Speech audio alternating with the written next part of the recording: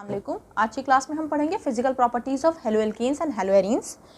तो ये हेलोएल्केन्स और हेलोएरीन्स की कुछ रिएक्शंस हमने पढ़ लिए हैं। अब हम फिजिकल प्रॉपर्टी पर फोकस करेंगे क्योंकि this one is also one of the important factor. तो किसके बारे में पढ़ेंगे हम? Haloalkane and haloarene. क्या पढ़ेंगे? Physical properties. Okay, come to the first है, अगर मैं बात करूँ तो स्टेट की। स्टेट का क्या मतलब हुआ कि किस स्टेट में कॉम्प्लेक्स एग्जिस्ट करता है। फिजिकल प्रॉपर्टी में अगर स्टेट देखें तो they can exist in solid, liquid and gaseous. तो जो लोअर मेंबर्स होते हैं, lower members they exist in gaseous state like as CH3Cl, C2H5Cl। तो यहाँ पे ज़रूरी नहीं है क्लोरीन हो, यहाँ पे ब्रोमीन भी हो सकता है। तो लोअर मेंबर्स जो होंगे वो किस स्टेट में होंगे? गैशियस स्टेट में। अब हम क्या करें? नंबर ऑफ़ कार्बन को इंक्रीज़ कर दें। नंबर ऑफ़ कार्बन को इंक्रीज़ करेंगे, लाइक मैं कहूँ यहाँ पर C number of this one liquid, और अगर इससे भी ज़्यादा हम हायर स्टेट में जाएँ तो यानी इससे ज़्यादा हायर देन दिस, अब इससे आगे बढ़ेंगे नंबर ऑफ़ कार्बन, तो हम कह सकते हैं higher members of alkyl halides, higher member of alkyl halides then they are solid। Higher member alkyl halide जो होंगे वो सॉलिड होंगे। लोअर मेंबर सबसे लोएस्ट जो होगा गैशियस, फिर liquid and finally they comes to solid. ऐसा क्यों होता है? ऐसा इसलिए होता है as the number of carbon increases. अगर हम नंबर ऑफ कार्बन इंक्रीज करते हैं तो क्या करेंगे? जब कार्बन इंक्रीज कर रहा है तो इनके बीच में इंटरन्यूक्लियर इंटरैक्शन भी इंक्रीज करेगा। जब इंटरन्यूक्लियर इंटरैक्शन इंक्रीज करेगा तो डिस्टेंस डिक्रीज करेगा। जब डिस्टेंस डिक्रीज करेगा तो ये लोग फोर्स लगाएंगे और बॉन्डिंग करेंगे and finally they comes to very close and state is to be converted to solid as the number of carbon is to be increased। अगर number of carbon को हम बढ़ा देंगे तब की बात है। ओके, अब जो स्टेट है उसके अंदर हमने ये 3 स्टेट पढ़ लिए, यानी कि liquid, solid, gas, liquid and solid. और किस किस पैरामीटर पे डिपेंड करता है? इट्स डिपेंड ऑन फिजिकल, यानी फिजिकल का मतलब होता है अपीयरेंस की बात कर रहे हैं, क्योंकि कैसा दिखता है। तो दिखता है तो हमें कलर भी नज़र आता है, then we have to focus on colour कि ये कैसे होते हैं। तो generally they are colourless,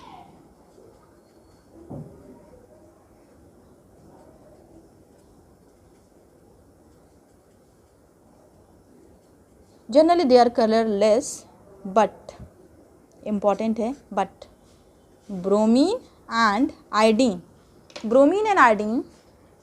shows colour. ये दोनों के दोनों कलर शो करेंगे। कब शो करेंगे colour? when exposed to light। जब इनको लाइट में रखा जाएगा तो ये कलर शो करने लग जाते हैं। Okay, and the finally come to the next state is odor।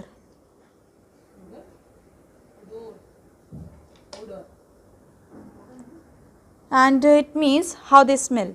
तो इनकी जो स्मेल होती है वो स्वीट होती है। स्वीट स्मेल दे हैव, यानी कि किस तरीके से स्मेल करते हैं? स्वीटी स्मेल होती है इसके अंदर। तो अगर हम बात करें, हमारे पास अल्काइल हलाइड है और अल्केन है, तो जो अल्काइल हलाइड है वो स्वीटी स्मेल का होगा and compare to the alkane. आप स्मेल से भी उसको अंडरस्टैंड कर सकते हैं। These are the some physical properties and come to the next which is also one of the important parameter for understanding physical properties is the melting and boiling point।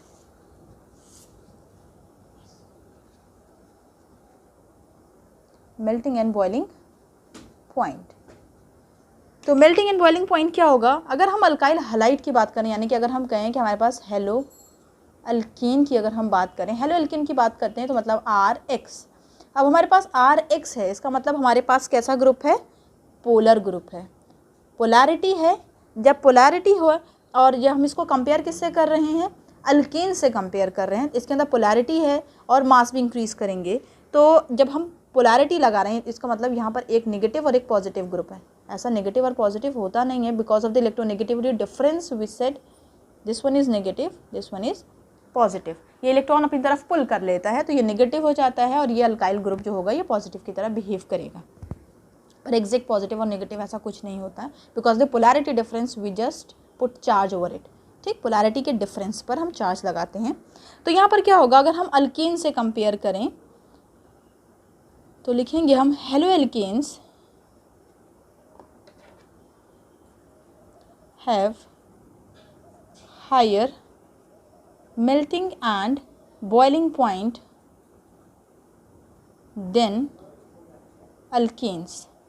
Alkane से halo alkane का melting और boiling point ज़्यादा होगा। क्यों ज़्यादा होगा, क्यों ज़्यादा होगा, इसका रीज़न हमने क्या क्या समझा, because of due to polarity लिख सकते हैं आप, इनके अंदर पोलैरिटी होती है and high molecular mass.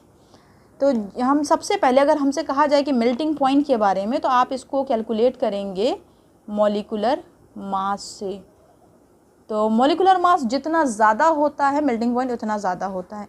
Melting point और बॉइलिंग पॉइंट की अगर हम बात करें तो बॉइलिंग पॉइंट को हम गवर्न कराएंगे मॉलिक्यूलर मास, और किससे डिपेंड करता है, स्ट्रेट चेन अगर जब होगी, अगर ब्रांचिंग हो जाएगी on increasing branching boiling point decreases.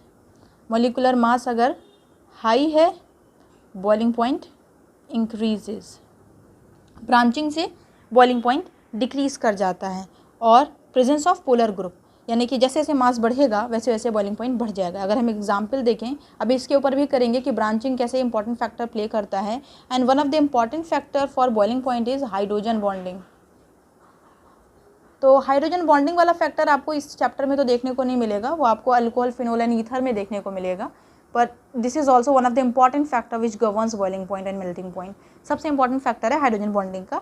तो इस चैप्टर में जो हम देखेंगे जो मेन फैक्टर है, these are the molecular mass. Molecular mass जितना ज़्यादा होगा बॉइलिंग पॉइंट उतना ज़्यादा होगा, और जैसे जैसे हम ब्रांचिंग करेंगे तो बॉइलिंग पॉइंट डिक्रीज करने लगेगा। ओके, इसको समझते हैं। और let's suppose we have an example.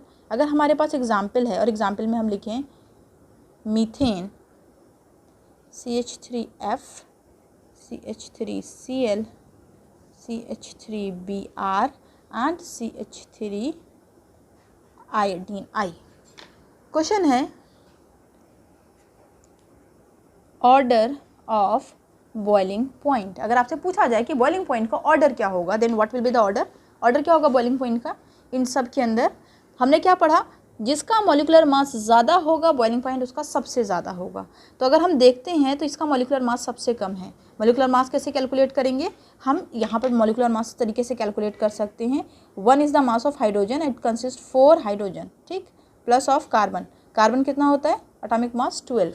तो इन सब का सम किया हमने, आ गया 16। अगर हम इसकी बात करें या हम इसकी बात करें समझने के लिए देखते हैं इसको। कार्बन 12, 1 हाइड्रोजन का 3 हाइड्रोजन है तो 3, प्लस क्लोरीन का होता है 35.5। इनका सम कीजिए आप, व्हाट, ठीक है। तो आप देख रहे हैं कि यहाँ पर क्या होगा, मॉलिक्यूलर मास इंक्रीज करता जा रहा है। जब मॉलिक्यूलर मास ज़्यादा होगा तो बॉइलिंग पॉइंट क्या हो जाएगा, ज़्यादा। और हमें ये भी पता है कि अगर हम फ्लोरीन, क्लोरीन, ब्रोमीन, आयोडीन की बात करते हैं, fluorine, chlorine, bromine, iodine, downward क्या होता है, मॉलिक्यूलर मास इंक्रीज करता है। जब डाउनवर्ड जाएंगे तो मॉलिक्यूलर मास इंक्रीज करेगा, तो इसका मॉलिक्यूलर मास सबसे ज़्यादा हो जाएगा। This will be the order of boiling point. Order of boiling point will be this. इधर जाएंगे तो और मास इंक्रीज करेगा। तो किस बेसिस पे कहा हमने, moving downward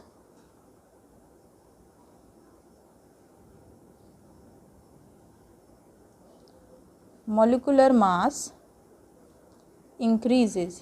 molecular mass increase करेगा, so boiling point also increases, boiling point भी बढ़ जाएगा, ठीक है। Higher molecular mass higher will be the boiling point. Molecular mass सबसे ज़्यादा इसका होगा, इसका बॉइलिंग पॉइंट सबसे ज़्यादा है। Okay, come to the next.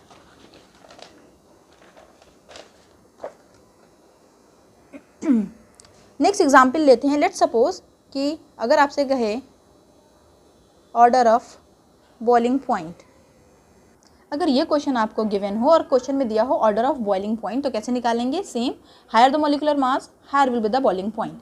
अब यहाँ हम देख रहे हैं हमारे पास अल्काइल ग्रुप तो सेम है, ठीक है, हर जगह अल्काइल ग्रुप क्या लगा हुआ है हमारे पास, सॉरी हलाइड ग्रुप तो सेम है। हलाइड क्या है, क्लोरीन लगा है हर जगह। अब डिफरेंस कहाँ पर आ रहा है, अल्काइल ग्रुप में। यहाँ 1 है, यहाँ 2 कार्बन, यहाँ 3 कार्बन और यहाँ 4 कार्बन। ठीक है, तो हमने क्या पढ़ा, higher the molecular mass, higher molecular mass, तो क्या हो जाएगा, higher will be the boiling point. तो बॉइलिंग पॉइंट ज़्यादा हो जाएगा। तो अगर हमसे पूछा जाए कि what will be the order for this question in case of boiling point, तो बॉइलिंग पॉइंट किसका सबसे ज़्यादा हो जाएगा, लास्ट वाले का मोलिकुलर मास सबसे ज़्यादा है, नंबर ऑफ कार्बन 1 2 3 4, 1 2 3 1 2 और 1, तो ये हो जाएगा ऑर्डर ऑफ बॉइलिंग पॉइंट। ठीक है, मॉलिकुलर मास ज़्यादा होगा, बॉइलिंग पॉइंट मेल्टिंग पॉइंट ज़्यादा होगा उस मिक्सचर का, उस कॉम्प्लेक्स का। Come to the next question, order of boiling point. इस क्वेश्चन में भी अगर आपसे पूछ लिया जाए कि ऑर्डर ऑफ बॉइलिंग पॉइंट क्या होगा, ये आपको A B C and D के फॉर्म में गिवन है, तो what will be the order, order क्या होगा, हमने क्या पढ़ा, हायर द मॉलिकुलर मास।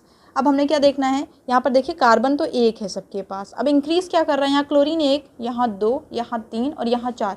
एक क्लोरीन का मास होता है 35.5, यहाँ 2 क्लोरीन है यानी कि 35.5 इंटू 2, यहाँ 3 क्लोरीन है 35.5 इंटू 3, 35.5 इंटू 4। तो ये देखिए यहाँ पर मॉलिकुलर मास सबसे ज़्यादा है, यहाँ मॉलिकुलर मास सबसे कम है, तो बॉइलिंग पॉइंट का ऑर्डर क्या हो जाएगा, डी सी बी ए। क्या हो गया ये, order of boiling point, boiling point का ऑर्डर हो गया ये। ओके, अब आपका ऑर्डर ऑफ बॉइलिंग पॉइंट तो आ गया। क्यों हुआ ऐसा, क्यों हुआ, क्योंकि मॉलिकुलर मास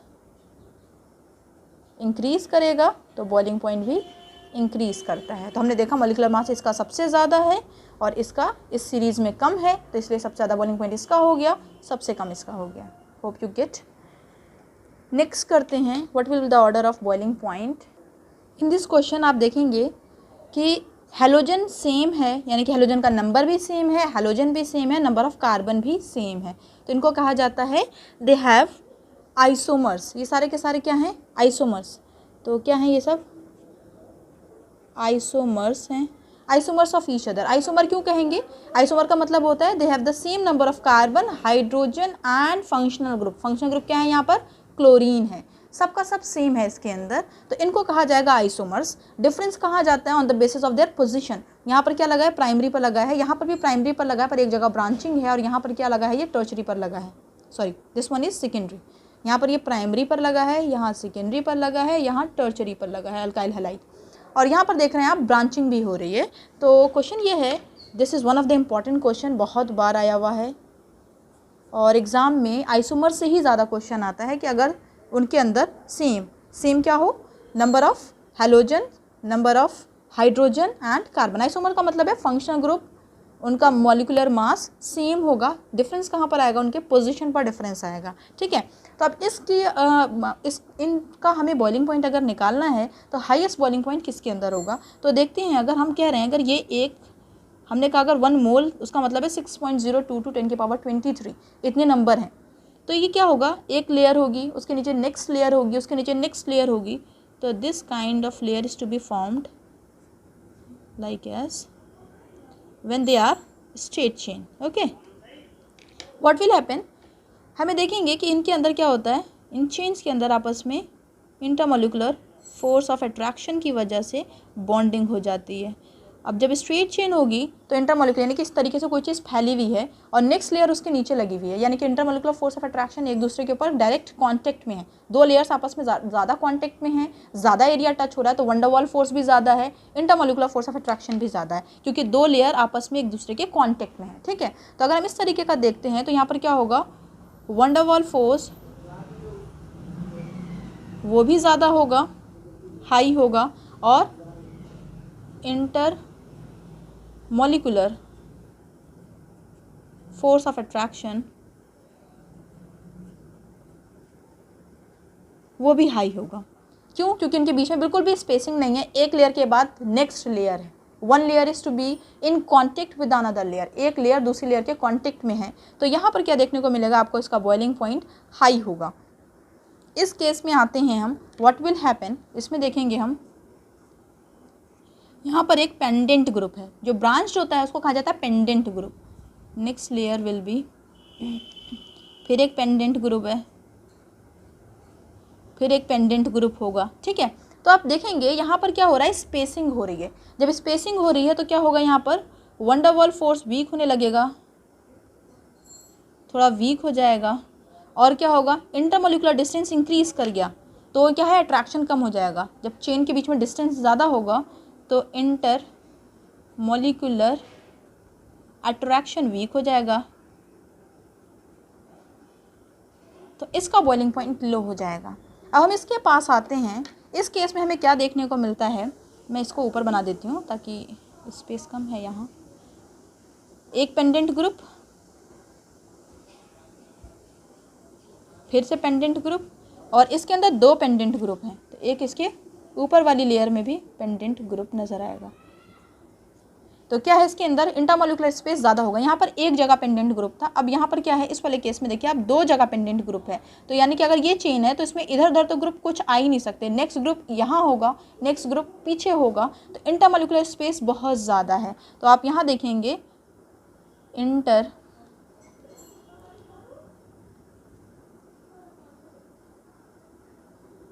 मॉलिक्यूलर स्पेस,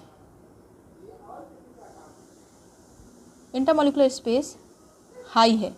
अब इंटरमॉलिक्यूलर स्पेस हाई है तो इसका मतलब अट्रैक्शन क्या है, यहाँ पर अट्रैक्शन लो है।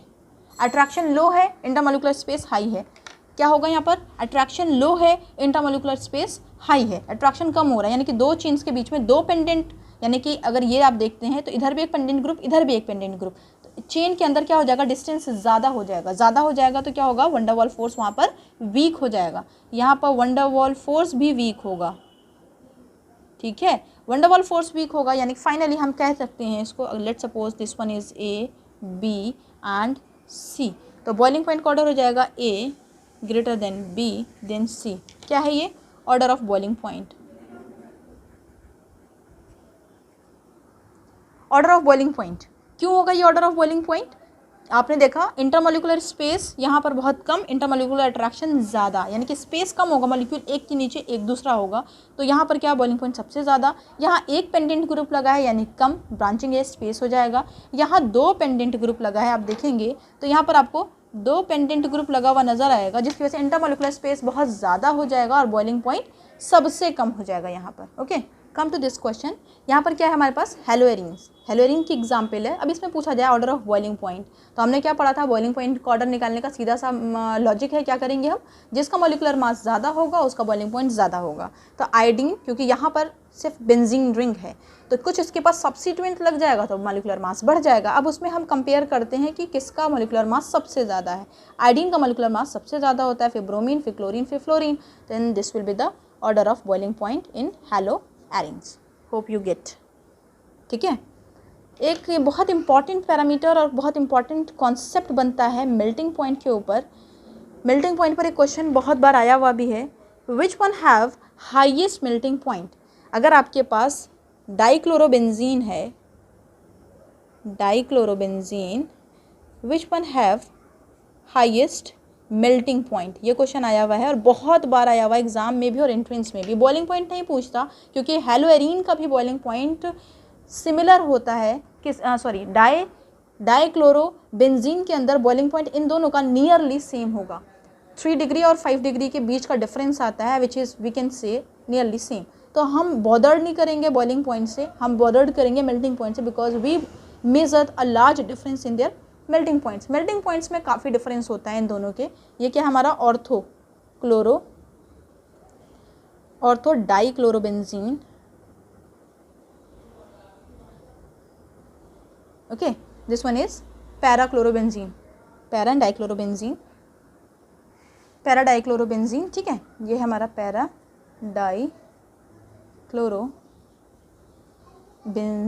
ओके, अब क्वेश्चन ये है कि मेल्टिंग पॉइंट किसका ज़्यादा होगा। तो मेल्टिंग पॉइंट देखा गया है पैरा डाइक्लोरोबेंजीन का मेल्टिंग पॉइंट ज़्यादा होता है compare to ortho dichlorobenzene. Ortho dichlorobenzene का मेल्टिंग पॉइंट कम होता है। रीज़न क्या है, ड्यू टू सिमेट्री। इसमें सिमेट्री होती है तो ये क्रिस्टल में इजीली फिट होता है, इसमें सिमेट्री नहीं है तो ये क्रिस्टल में इजीली फिट नहीं होता, इसलिए इसकी सिमेट्री की वजह से, यानी कि due to symmetry they are more stable and have high melting point. इनका मेल्टिंग पॉइंट बहुत ज़्यादा होता है compare to this one. Okay, इसका मेल्टिंग पॉइंट कम होगा। अगर आप समझने के लिए लिखना चाहें तो लिख सकते हैं 256 and 323 Kelvin. This is the difference in their melting point. Particularly melting point is 256 Kelvin and the 323 Kelvin. तो आप देख सकते हैं इन दोनों में काफ़ी डिफरेंस है melting point में, even though they have the same functional group. दोनों के पास दो दो क्लोरीन लगा हुआ है, सिर्फ पोजीशन का डिफरेंस है, तो वहाँ पर सिमेट्री की वजह से मेल्टिंग पॉइंट हमारी पैरा की ज़्यादा होगी और ऑर्थो की कम होगी। नेक्स्ट टॉपिक है हमारा डेंसिटी। ठीक है, अब डेंसिटी क्या है? डेंसिटी का हमें ऑर्डर देखना है कि किस तरीके से वो मूव करेगी। तो डेंसिटी जो है वो इंक्रीज करेगी जब हम नंबर ऑफ कार्बन एटम्स और हेलोजन एटम, या तो हम हेलोजन को इंक्रीज कर दें या कार्बन को इंक्रीज कर दें, तो डेंसिटी क्या होगी? इंक्रीज कर जाएगी। जैसे एग्जाम्पल के तौर पर मैं लिखूँ, अब हमें इन मॉलिक्यूल्स में डेंसिटी निकालना है, तो क्या होगा डेंसिटी का ऑर्डर? तो हमने क्या पढ़ा? Density is equal to formula mass by volume. हम यहाँ वॉल्यूम की बात ही नहीं करेंगे, मास की कर रहे हैं, क्योंकि वॉल्यूम का कोई कॉन्सेप्ट यहाँ इस वाले पार्ट में हम नहीं यूज़ कर रहे हैं। मास इंक्रीज़ करेगा तो डेंसिटी भी इंक्रीज़ करेगी। अब देखेंगे मास सबसे ज़्यादा किसका है? आयोडीन का। तो सबसे ज़्यादा डेंसिटी किसकी होगी? यानी कि number of carbon is same, सब केसेस में नंबर ऑफ कार्बन और हाइड्रोजन सेम है, तो this will be the order of density. क्या है ये? Order of density. ठीक है, नेक्स्ट पर आते हैं। ऑर्डर ऑफ डेंसिटी है, मास इंक्रीज़ किया हमने तो डेंसिटी भी इंक्रीज़ कर रही है।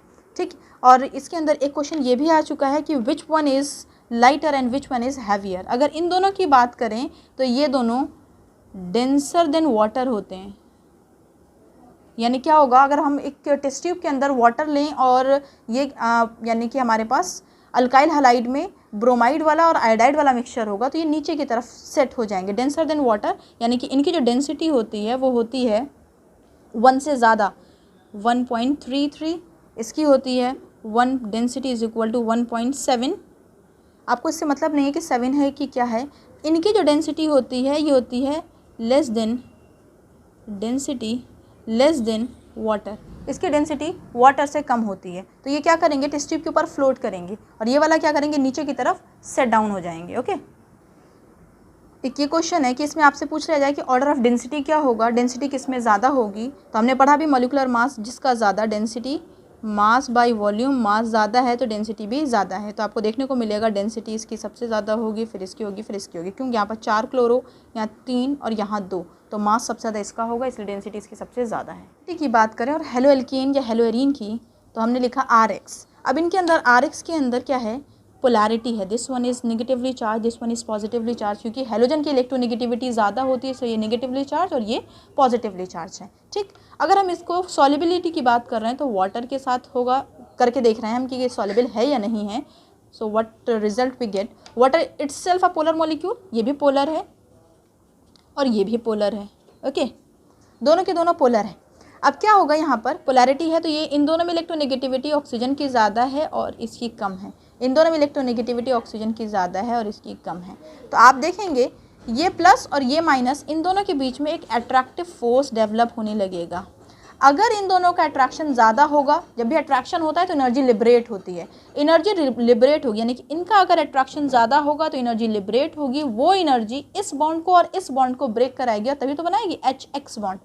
तो बनना चाहिए ROH plus of HX bond, पर ऐसा नहीं होता है। ऐसा क्यों नहीं होता है? Because the attraction between halogen and hydrogen is week, यानी ये अट्रैक्शन वीक होता है, इसलिए ये बॉन्ड और ये बॉन्ड ब्रेक नहीं हो सकता, नहीं हो पाता है, क्योंकि इनका अट्रैक्शन स्ट्रॉन्ग है, इनका अट्रैक्शन स्ट्रॉन्ग है। ठीक है, तो जब ये बॉन्ड, इनका अट्रैक्शन वीक होगा तो बॉन्ड ब्रेक नहीं होगा, बॉन्ड ब्रेक नहीं होगा तो they are not soluble in water. Solubility in water के लिए स्पेशल है, यानी कि बहुत इंपॉर्टेंट है, they must have hydrogen bonding. जहाँ पर हाइड्रोजन बॉन्डिंग होगी वहाँ पर सॉल्युबिलिटी आएगी, हाइड्रोजन बॉन्डिंग नहीं होगी तो सॉल्युबिलिटी नहीं हो पाएगी। ओके, समझ में आ गया होगा। जैसे सपोज कीजिए आप कोई 2 लोग फ्रेंड हैं, ठीक है, अगर इन दोनों की फ्रेंडशिप किसी तरीके से हो गई और इन दोनों की फ्रेंडशिप स्ट्रांग हो गई, इसका मतलब इनकी फ्रेंडशिप आपस में ख़त्म हो गई होगी, समझ रहे हैं ना। इनकी फ्रेंडशिप जो स्ट्रांग होगी तो ये चीज़ ख़त्म होगी, इसी तरीके से अगर इनकी फ्रेंडशिप स्ट्रांग होगी तो ये चीज़ ख़त्म होगी, जो नहीं हो पाती, यानी कि इनका अट्रैक्शन इनके साथ ज़्यादा है, इसके साथ कम है, तो सॉल्युबिलिटी कम हो जाती है। Hope you gate. तो होते क्या है ये सॉल्युबल किस में होते हैं? ऑर्गेनिक सॉल्वेंट में सॉल्युबल होते हैं, वाटर के अंदर बहुत कम सॉल्युबल होते हैं, और हम कह सकते हैं कि वाटर के अंदर ये इनसॉल्युबल होते हैं। ठीक, this is all about the physical property of haloalkanes and haloarenes. अगर आपको सेशन पसंद आया हो तो please like share and subscribe my channel, और कमेंट करके ज़रूर बताएं जो पार्ट आपको समझ नहीं आया। Thanks for listening me.